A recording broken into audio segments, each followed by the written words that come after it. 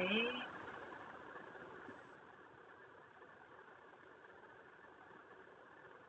Okay, so welcome to this virtual community meeting to discuss NPA 2024-16.04.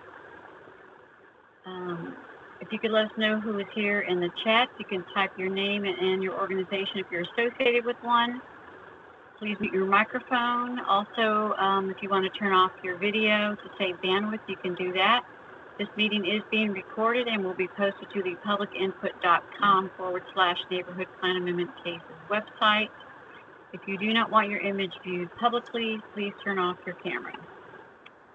So as you know, the property is in the Govali-Johnson Terrace Combined Neighborhood Planning Area in the Govali part of the plan. Mark Walters is the meeting facilitator tonight. My name is Maureen Meredith. I am the Plan Amendment Case Manager. Jonathan Tomko is the Zoning Case Manager, and this is our contact information.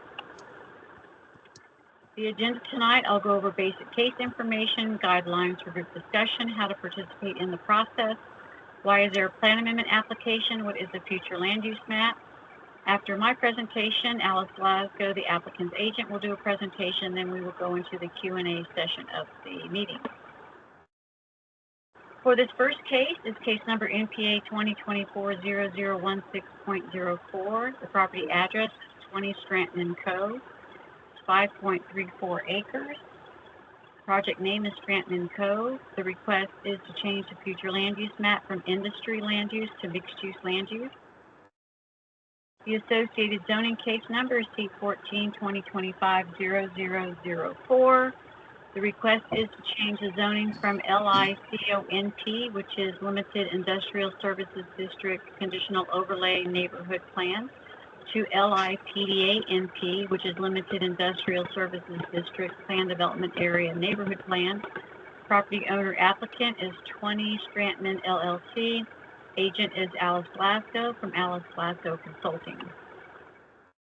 Guidelines for group discussion. Please feel free to type your questions into the chat at any time during this meeting, and please postpone general comments during the Q&A session after staff and applicant presentations. If you'd like to speak, please raise your hand by clicking on the hand symbol on the menu bar. Any telephone participants will be able to speak during the Q&A session of the meeting, and the last 4 digits of your phone number will be called. We ask that you please be respectful to each other during this discussion. As I mentioned earlier, the meeting is being recorded and will be posted to this website tomorrow morning. This should be the website that if you logged in from the public input website, that link, it will have this recorded meeting tomorrow morning. You can email or call me or Jonathan with any questions or comments that you have. If you provide written comments, we can include them in the staff case report. When the cases are scheduled for Planning Commission and City Council, if you live within 500 feet, you will get the notice in the mail, and it will have instructions on how to participate in the meeting. So why is there a neighborhood plan amendment? Neighborhood plan amendments are adopted by City Council as amendments to the Imagine Austin Comprehensive Plan, and the City Charter requires zoning changes to be consistent with the Comprehensive Plan. Most neighborhood plan amendments are changes to a plan's future land use map, also called a FLUMP, and most have an associated zoning application. This map here shows in blue the areas of the city with City Council approved neighborhood plans. All of them have a plan document that lists the vision and goals of the planning area, and most of which also have a future land use map. And the colors on this future land use map represent broad land uses. For example, for this property, the existing land use is industry, which is shown in purple, dark purple, and the proposed is mixed use, which is shown in brown. So that's a zoomed in part of the future land use map. You see it in purple there. You see some land uses to the north, which is mixed use, to the east, mixed use, to the south you have green, which is recreation open space. To the west you have a mix of single family, commercial, and mixed use with some industry to the top left. This is an aerial photo of the property, aerial photo with the future land use map overlaid, again, that shows industry, which is the purple land use. The zoning map that shows it is zoned LICONP. A Google map screenshot that shows the property with some of the surrounding uses. This is the Imagine Austin growth concept map that shows regional centers, town centers, neighborhood centers, and activity corridors. Zoomed into the property, you can see it's not near any activity center, but it is near multiple activity corridors. We have Springdale Road, East 7th Street, East Cesar Chavez, Airport are shown in the white with the brown, stripe on the road that designates it as activity corridor. This map shows some of the public transportation surrounding the property. You see there's quite a bit of public transportation. And that ends my presentation. I'll stop sharing my screen, and then Alice can share her screen and start her presentation.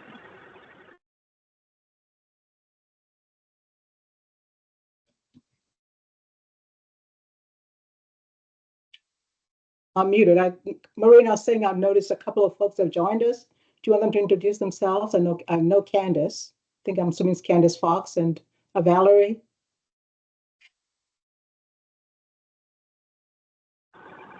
Are you saying you want them to introduce themselves? Do you want them to, or do you want me just to continue? That's fine. Sure. They want to. If they want to, that's if they want to. Valerie, you want to start? You surrounding property? Yeah, this is Valerie Menard, and I'm a member of the Echo Valley Johnson Terrace neighborhood contact team. Glad to be here. Thank you. Candace? Yeah.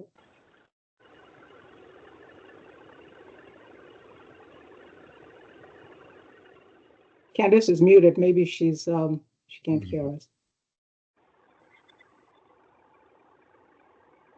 Maybe Reza, would you like to? She said her mic is not working. Okay. Okay, we got it. Thank you, Candace. Okay. Oh, sorry. I got it to work. I'm sorry. Thanks. I'm Candace Fox, and I am the chair of the Echo Valley Johnson Neighborhood Plan Contact Team. Well, thank you for joining us, Candace and Valerie. Welcome to the. Would you like to introduce yourself too? I'm Alice Glasgow, and I represent the property owner, Reza Peda, and he's on. Reza, you can introduce yourself. Yes, this is Reza Peda, property owner. Got it. Okay. And Reza owns both properties, the 500 Shady and Strandtman Cove. Okay, I'll go ahead and share my map for the Strandtman Cove case. So here we go. Can you guys see the map? Yes, ma'am. Okay. So this is the property at 20 Strandtman Cove, and it's approximately 5 acres, 5.3 acres, and you can see it's zoned LI. We're asking to zone it LI PDA, which is similar to what the Bodeman tract was zoned, and we're asking the rezoning is to allow multifamily development of 945 units. We're asking for a height of 120 feet. And there's a traffic impact analysis that has been submitted and reviewed by the transportation staff. Or it's currently in their final phase of review. And that's really it. So there are 2 applications, one which is the neighborhood plan amendment to change the color from industry to mixed use, as Maureen just summarized, and the zoning change, which will change the zoning to LI PDA, and the PDA combining district allows for the addition of residential uses, but prohibits some of the industrial uses. And so that's what our request is. I'll pause there and have and answer any questions. Okay. Well, this for Valerie and Candace. This is Mark Walters. I'm be facilitating tonight's meetings, both presentations. So if you have any questions of either Alice or staff, it's your opportunity, or board, if you have questions, here's your opportunity to ask them. Okay. Okay, thank you. So the property will retain a light industrial portion of zoning? Is Yeah, that correct? Candace is going to keep, the LI is combined with the PDA. So the PDA is an overlay. Which is Okay. very similar to what you saw on the Bourdain tract, the Bourdain dairy tract. Okay. You see the Bourdain dairy tract right here. You see the LI, PDA, NP. Yes. So that's what the Bourdain property got zoned to allow mixed use. So you can do that. You can, but if you're going to have residential, you typically, and staff will recommend also removal or prohibition of the industrial type uses. So it basically becomes a mixed use type of zoning. The under the city code, you can combine the PDA with LI or IP or MI. So you don't have to change it to a commercial district.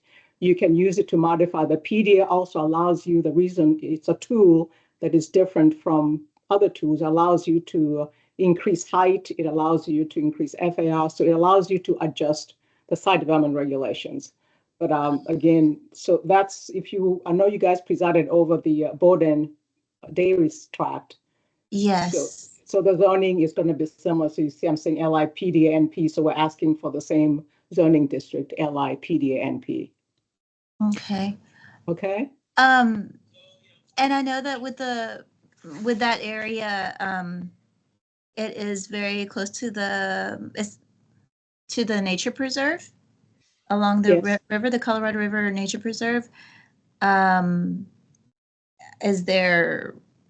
I know. I mean, right now it's just like the zoning phase, but I mean, is there going to be any kind of I guess like accommodations for that sensitive area?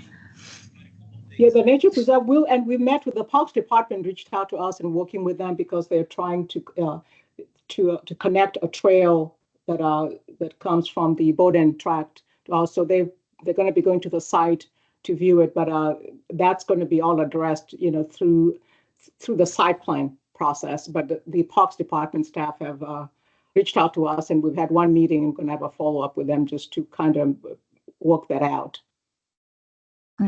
for the future. So yeah, so as you can see, I guess, am I still sharing? Yeah, so you can see it's the Bourdain tract. So, our properties abut each other. So, and this is our site right here. So, we have a survey that shows us a drainage easement, on the bottom half here. So we're going to continue to work with the Parks Department. And they've indicated that they'll give us more details about what they might be looking at once they visit the site going forward. Okay, and we'll share with you whatever we find out from them. All right. So this okay. So is the PDA related to like the oh my gosh, why am I the The PDA is sort of like, think of it like a conditional overlay. Okay. Yes, it acts more like a conditional overlay, but it does not restrict. It allows you to import uses. You can add residential uses because LI doesn't allow residential, so you can add that. You can prohibit uses with it. You can increase height. You can increase flow to area ratio. Okay. And so that's what the PDA does as a tool. So is there a reason why the applicant isn't going for just like the MU?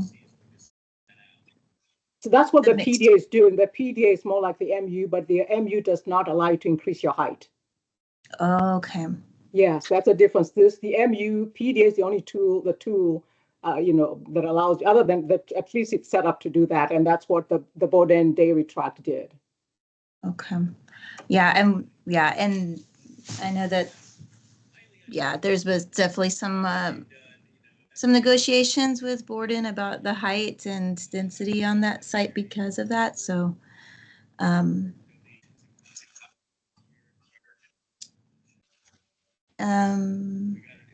okay, that's and how large is the site again? It's 5 acres, 5.34 acres. Okay, with the plan of it being 900 something units. 9:45. 9:45. And how tall are they thinking about going? About 11 stories, 10 to 11 stories.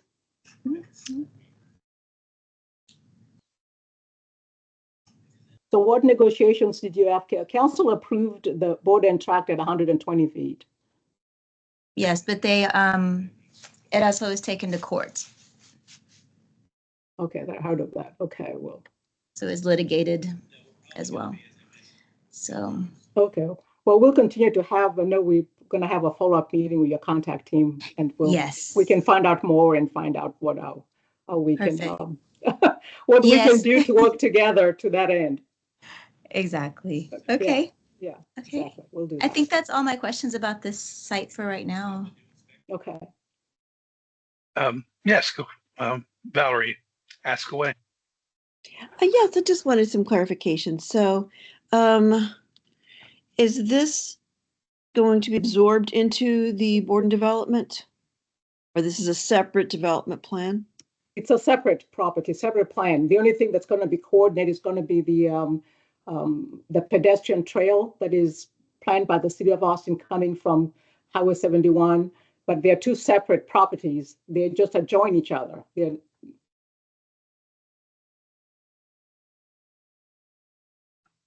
Oh, sorry. I don't know where sorry, here it is.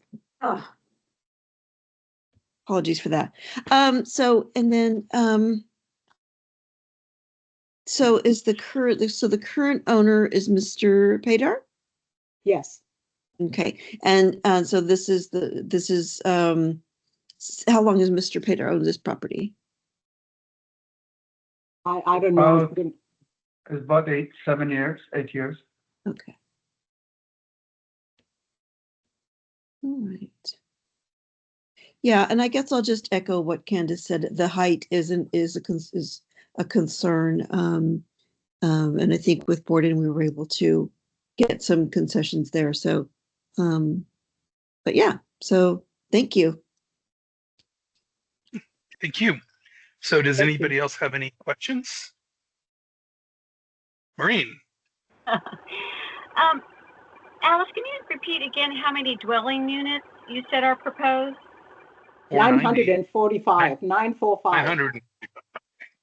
Okay, because I'm looking at your zoning application, you said 177. No, that's the 945, 769 for one bedroom, 176 2 bedrooms. Okay, because it just says here proposed total of units per acre. Oh, I see, per acre. Yeah, per acre. Yeah, don't look at the per acre. Yeah, look at the top, the middle box where it says, under information, number of proposed residential units on the application. Got it. Okay, never mind. You got it? Okay. And this is all going to be covered in the traffic impact analysis also because they're following the same. Yeah, because I think sometimes people just put their total where it says per acre. Never mind. Thank you. Well, I know better than to do that.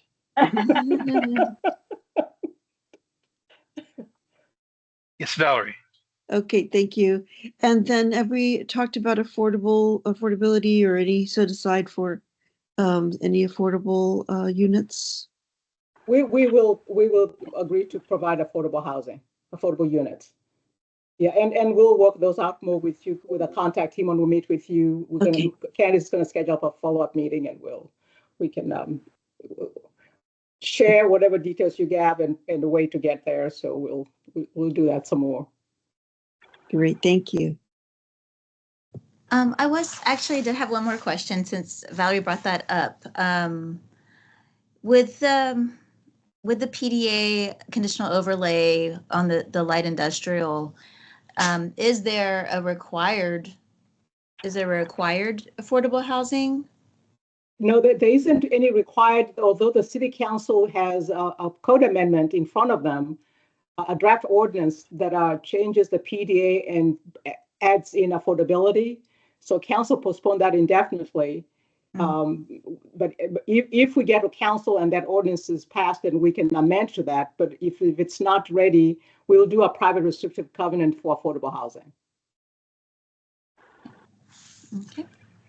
And I believe that's what the Borden folks did. Okay. All right. I think that's all my questions right now. Well, if there's no more questions, Maureen, you want to go in next steps and flash yours and Jonathan's contact info up so people can jot that down if they so choose?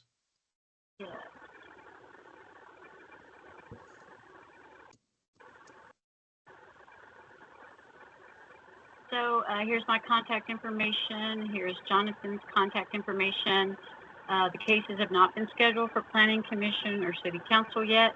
The next steps will be I will schedule a meeting with my team and we'll make a recommendation on the request to change the future land use map. I'll report back to them the questions that were asked at this meeting with the answers. We will forward our recommendation onto the zoning team, and then Jonathan will present the case to the zoning team and they'll make a zoning recommendation. Once staff recommendation is finalized, we'll work with Alice on looking at Planning Commission hearing dates. Once that has been finalized, I'll reach out to the planning contact team and let y'all know what date we're looking at and when the deadline would be to submit your letter of recommendation. Okay, thank you. So that looks like we're wrapping up this phase of the meeting. For it, I know you have a hard quit in 3-4 minutes. So while we have you here, I know we're going to pick the other meeting up in about 15. But do you have any comments you'd like to make for the video record? Yeah, just for the and the record. case is which is the case? Well, I pretty have a good idea. I want to make sure the video has a record of the case you're speaking I'm sorry. about. Okay, thank you. I appreciate it. Okay. Maureen, you want to give the case number and address? Case number is NPA 2024-0016.05. The address is 500 Shady Lane. Okay, just wanted to get that in there for the record. So Ford, go ahead. Great. Okay. Well, I represent the owners of 4911 East 7th Street, which is directly to the west of 500 Shady Lane. And then we have a second property at 5001 East 5th Street. So it's at the corner of East 5th Street and Spencer. We're on the basically on the east side of Spencer Lane. But really the property that's most affected is 4911 East 7th Street. We've owned that property since the mid to late 80s. We've been on the East 5th Street location since 1959. We run a lubricant distribution business that was established in Austin in 1946. We carry a hazardous materials permit with the Austin Fire Department. That's been in effect for probably since they first issued hazardous material permits in the mid to late 80s. We carry a substantial amount of Class 3B liquids on our property, which is regulated by the city of Austin. Then we carry in smaller amounts some other products that qualify under a hazardous material permit. And we're opposed to any zoning that would allow residential, any type of residential use next to our property. Actually, 500 Shady Lane came up for a rezoning, and I think 7 or 8 years ago, and we opposed the rezoning at that time. And there was a recommendation from the fire department not to approve the zoning. Went to city council, and it was not rezoned. And there's really nothing that's changed on the ground. We're still operating our business kind of status quo. Nothing's changed as far as the hazardous materials that we're storing on that property. And we continue to operate on that property, for the indefinite future. And so I think it would not be in the city of Austin's interest to have residential next to our facility. Thank you for that. And Your hard stop at 6:30, so got that on the record. And I'm sure you've been in conversations with Ms. Glasgow about Yeah, this. we've had a brief conversation. More of my conversations have been with Jonathan, and I recently filed a petition with the city since we own, I don't know, I think Jonathan came up with 32% of the land within 200 feet surrounding the subject property. So, I'm happy to work with them to, limit it to commercial industrial uses, where that they could, redevelop the property. The property's been vacant for, 8 or 9 years now, at least, and certainly an eyesore and graffiti ridden. But, at the end of the day, we just can't support anything with a residential component to it. And under fire rate and under the Austin Police Department and International Fire Code, there has to be a minimum separation of 200 feet between the storage of the Class 3B materials and a residential use. For those of And us not in the business, what is Class 3B materials? What does that constitute? they're lubricants, so motor oil, hydraulic Okay. oils, things like that. Just Gear oil, greases, things like that. And we store it in lots of different packages. It's not, we have above ground bulk storage tanks with specialized trucks to deliver those products, along with, 300-gallon tote tanks, 55-gallon drums, 5-gallon buckets, and then cases of quartz. So a substantial amount of products being stored there. just kind of curious myself, because not in the business, so I wouldn't know what those are. Yeah. No, I understand. The fire department's very familiar with our business. I haven't talked to them personally, but I plan to talk to them.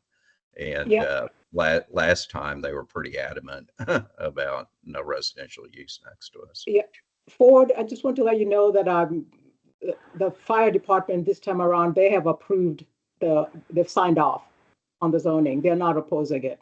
And I was the agent in 8 years ago when the previous owner tried to get the zoning. We decided not to proceed. We just let the case expire. So council never really got to act Well, the on reason the case expired is because I filed a petition, lack of action. and Yeah, there we was chose not to never enough support on it. There was only 2 council members that supported the zoning change at the public hearing. And like I said, I would be shocked that it's in the city's interest or in the fire department's interest to have residential zoning next to our facility.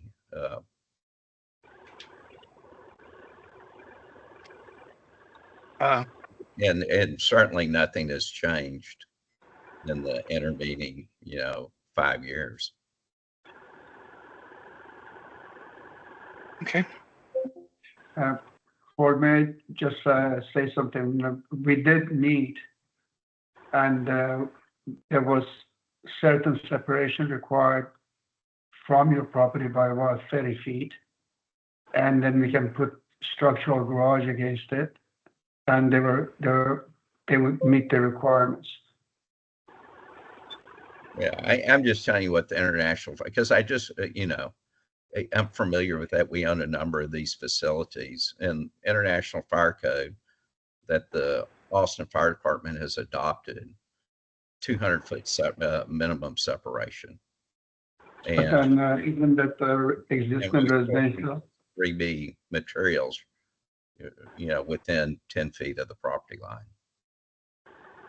But isn't there recent apartment projects right across the street from you, and also the one that has been developed right in front? Well, there is an apartment complex that was built that we opposed on the other side of East 7th Street, and the rationale for the fire department to support that project was that it was further than 200 feet from where we stored our Class 3B materials.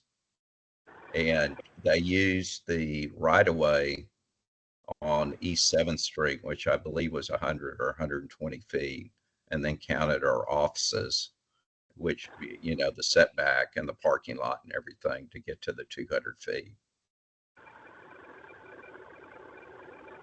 And so that was the criteria specifically for the apartments that were built on East 7th Street, was that they had the apartments had to be 200 feet from our actual warehouse. I think, Alice, if I'm not mistaken, we have showed the site plan to the fire department to get their approval, right? So they review the application where we have indicated what our request is for residential. So the fire departments review the same information and that everyone else has, and they've signed off. Okay, well, you know, all I can do is go talk to them. Obviously, you beat me down to the Austin Fire Department because I just found out about this case, you know, about a week ago when I received the notice in the mail. But I think the fire department is going to have a hard time defending it, especially when they follow an international fire code that has very specific requirements in it.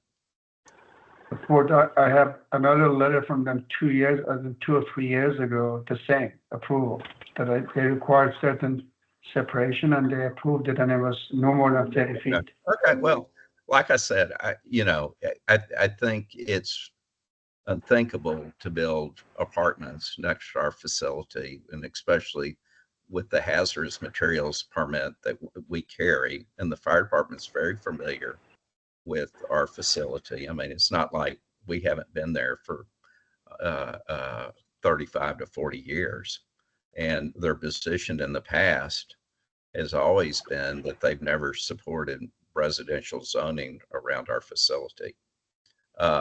If it's changed, you know, I've just got to go down and talk to them and find out, you know, why they think it's a good idea today when they were very, very adamant last time this case came up that they thought it was a horrible idea. And maybe if you go back and look at the transcript from that zoning case, the fire marshal that came in and spoke at the case was very adamant about that it not be rezoned. Well, I think the reasoning for the support is desperate need of housing and affordable housing all over Austin. That speaks to the need of the affordable housing really doesn't enter. I mean, that's the worst you can do is, okay, we're going to do affordable housing, but we're going to put you next to our facility with the materials we carry. No, it's not. The project is not affordable housing. It has affordable requirement element in it. It's a regular market rate apartment with affordable. I understand that, but any residential is not a good idea. And when you bought that property, you knew that it didn't get rezoned and that it was zoned industrial. And so there's nothing that's changed on the ground why that property should be now zoned something other than industrial. You bought it knowing our facility was next door and the products we stored and had seen the results of the previous zoning case. And you bought it with an industrial zoning on it, just like my property zoned industrial. And I think, but isn't it not true that all the other properties that have got industrial zoning on it, that now have been changed to accommodate housing? I mean, there's many examples of that. That's not true at all. But some of the industrial, the only industrial property that's left is your tract and 4911 East 7th Street, where our warehouse is, and then the tract on the other side, which I own too, which is where our offices are. Those three tracts that comprise of basically about 6 acres or half the block are all zoned industrial, along with the property I have on East 5th Street. It's also zoned industrial. When they probably about 10 to 15 years ago, when they imposed a neighborhood plan on, or I wouldn't say impose, but the city council voted to incorporate where there was a neighborhood plan for this area. You had the ability to either say you want to stay zoned industrial, or you could opt for, what's it, MUV zoning that would allow a 4-story building. And so a lot of the properties on East 7th Street took advantage of the zoning change during the neighborhood planning process because it was a corridor. But we elected to stay zoned industrial so that we would continue to have a conforming use along with the property that you owned, elected to stay industrial. And so, because at that time, that the 500 Shady Lane was being used as an industrial property. So I don't think that's quite right in that it wasn't like people just went in and had zoning changes. There was a rezoning under the neighborhood plan that was approved by the city council.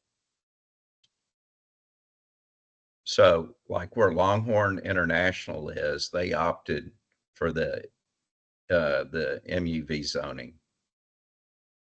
And some of the properties across the street, but a lot of them didn't opt in. So it was kind of a choice then. And I thought it was prudent for us to keep our zoning consistent with our use.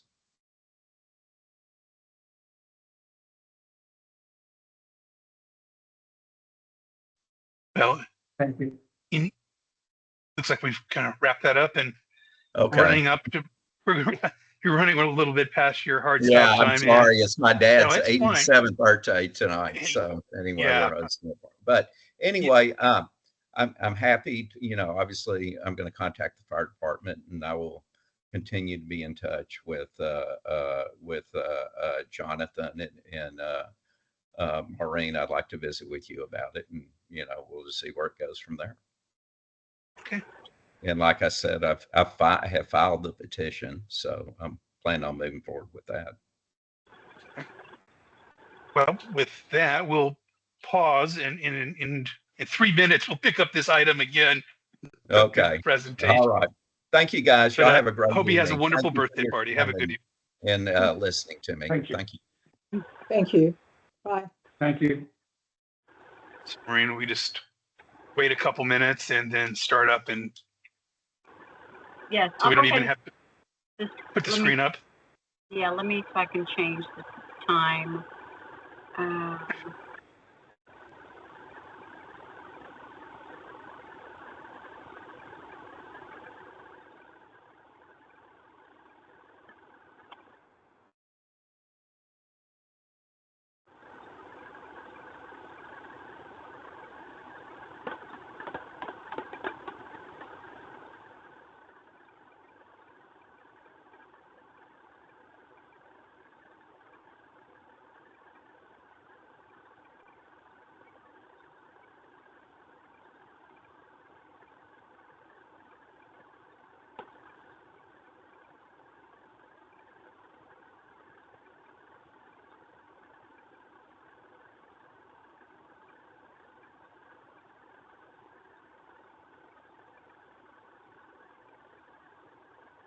While we're waiting, Maureen, can you mute your microphone?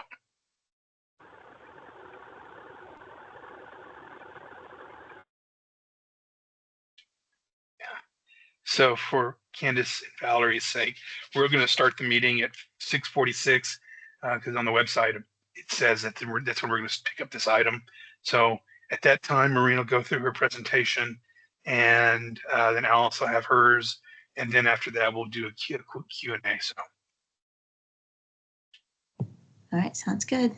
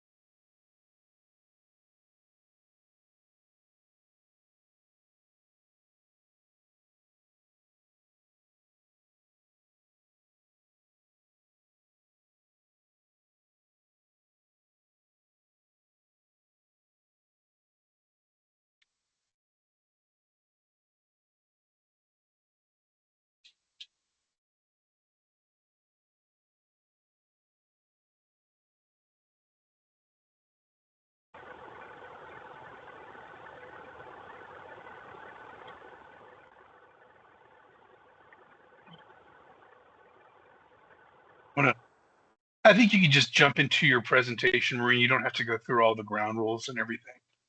Okay. Okay. Again, I'm the plan amendment case manager for this case also, and Jonathan Tomko. So this plan amendment is NPA 2024-0016.05. It's 500 Shady Lane, 2.78 acres.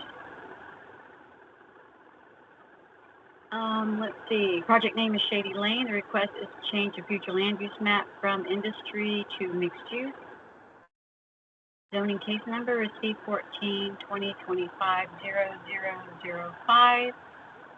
Existing zoning is LICONP, which is Limited Industrial Services District, Conditional Overlay Neighborhood Plan.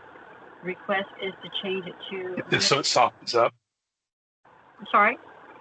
Nothing. Sorry. Limited Industrial Services District Plan Development Area Neighborhood Plan. Property owner applicant is Shady Lane at 5th and 7th LLC. The agent is Alice Glasgow. Let's get through these. So this property has the industry land use, which is purple, and the proposed is mixed use, which is brown. Aerial photo of the property. Plum with the aerial photo. The aerial photo with the plum overlaid. Zoning map, property zone LICONP. A Google Maps screenshot of the property. The growth concept map, and again, the property is near 3 activity corridors. Has public transportation access. And then Alice, you can start yours. Okay, thank you, Maureen. I'll go ahead and just share my zoning map.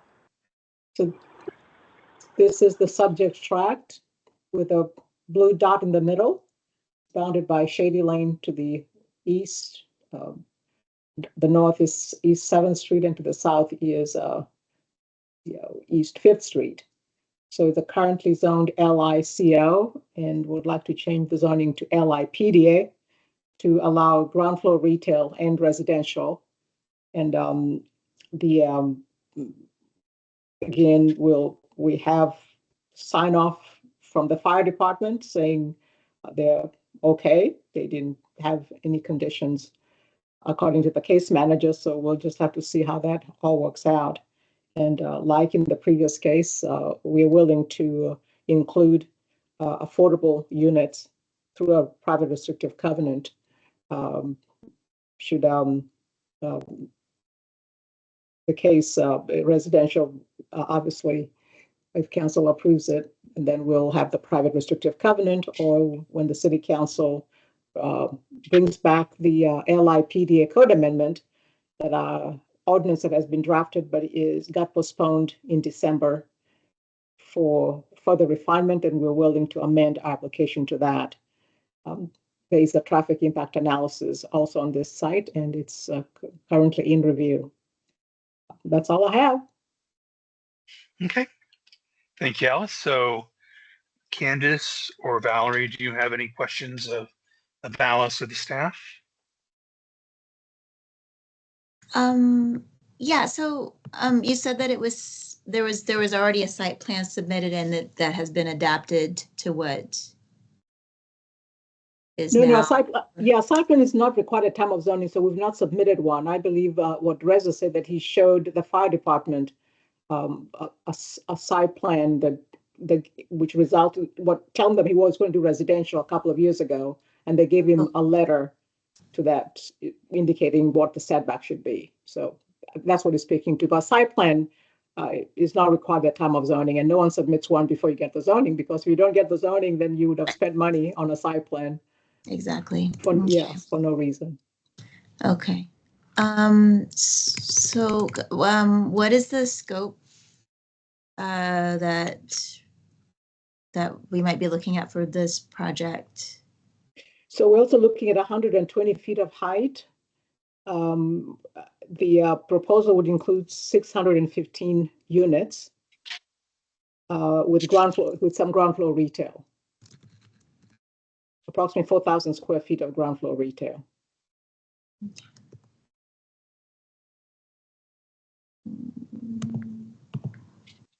All right. And again, affordable housing would be voluntary, would be in a private restrictive covenant. Mhm. And this site, is it in the corridor, the growth corridor for that Yes. 5th Street? Yes, it's on Imagine Austin Young West on 5th. It's on 7th Street. Candice, I'll show you my map again. Yeah, I think 7th Street. It's I think 7th Street is the corridor. And then 5th Street is on the south side, but 7th Street will be the primary corridor where you have all the VKC to the west. There's vertical mixed use goes up it, and that goes all the way. Just every property to the west is on VMU.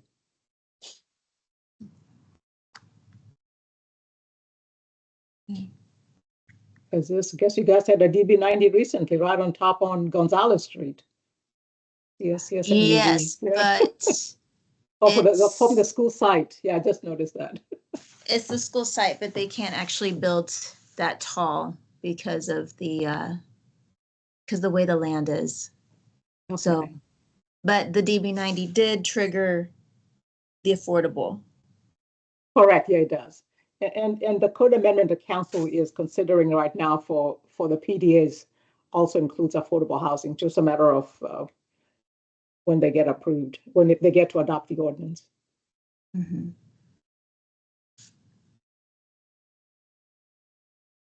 You have any other questions, Candice? I don't think so. I think just getting like kind of the scope and scale of what is being planned, because I'm working on a date with the rest of the contact team members, so we'll kind of go more into all of that. But no, I don't know if Valerie has any questions. She has her hand up. So unmute and Thank you. Or- Yeah, I don't really have a question. I just have a comment. I don't know how many of y'all in this group have lived in Austin long enough, but I have been here since 1982. So when hearing Mr.